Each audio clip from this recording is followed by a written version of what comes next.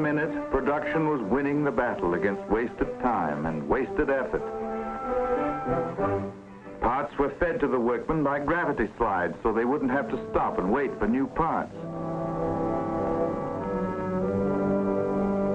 Then they put the parts on moving conveyor belts. And this was a great step forward because now they could regulate the flow of work and keep it moving at a constant rate of speed.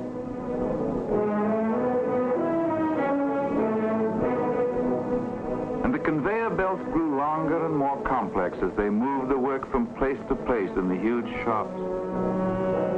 They became fantastic masterpieces of planning and engineering.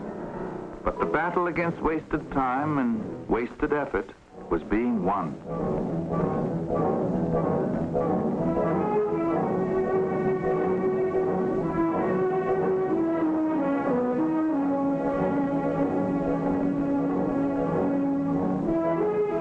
The cars began coming off the assembly line at the rate of 1 every 40 seconds. And what Henry Ford had foreseen happened. Mass production and the assembly line drove the price of the Model T down from $850 to $300. Now everybody could have one.